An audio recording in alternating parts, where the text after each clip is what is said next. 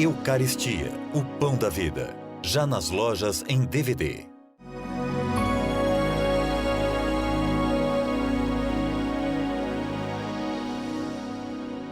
O que nós temos na realidade, uma coisa que tem que ficar bem clara, assim, num primeiro momento, a fé na Eucaristia é praticamente a mesma.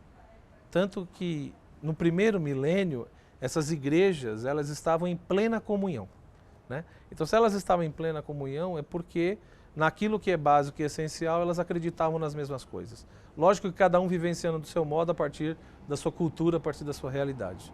Depois que começaram as divisões, aí realmente começou um certo, não só afastamento, mas também o modo de pensar, né, as diferenciações aí.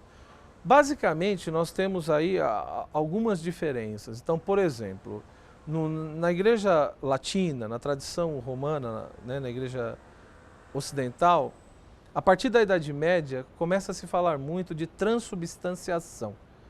E todo mundo sabe que isso é um modo de falar sobre a Eucaristia que surge no Ocidente, né, que com certeza tem a sua beleza também, a sua importância, né? Mas é a partir, por exemplo, de uma valorização e de uma certa importância que um grande pensador grego que existiu, que foi Aristóteles, né, um grande filósofo grego, a partir do momento em que o pensamento aristotélico passou a ser mais conhecido e valorizado no Ocidente, então é aí que se começa a se falar de transubstanciação. Ou seja, é a ideia de que quando eu tenho o pão e tenho o vinho, né, a aparência do pão, a aparência do vinho, que vamos chamar de acidente, aquilo que é acidental, quer dizer aquilo que não é essencial. Então quer dizer, eu tenho aquilo que é um mero acidente, ou seja, aquilo que é relativo, aquilo que é secundário, e o que é essencial continua a mesma coisa.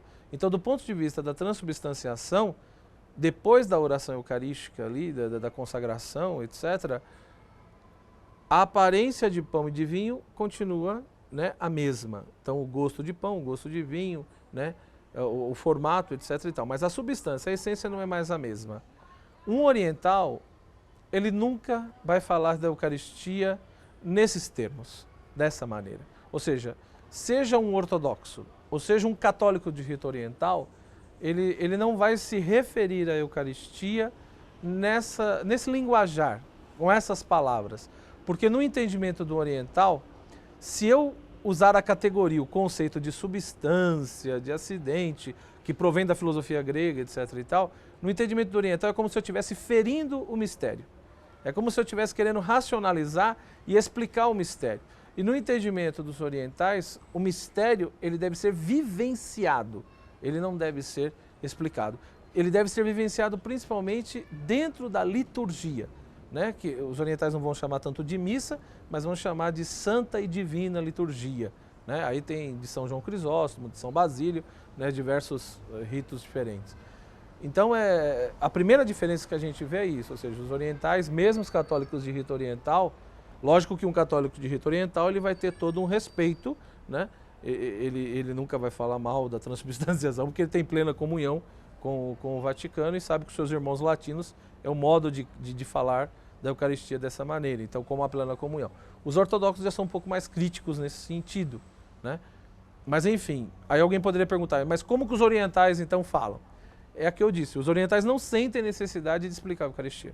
Ou seja, é aquela ideia, baseada na revelação, baseada na tradição, cremos que é o corpo e sangue de Cristo, né? E aí vem uma segunda consequência. Se é o corpo e o sangue de Cristo, é Cristo se doando a nós.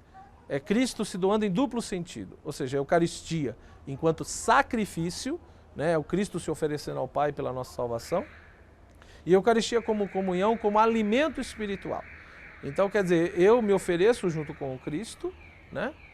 E também eu recebo o Cristo para que Ele transforme a minha vida, para que eu seja um novo Cristo.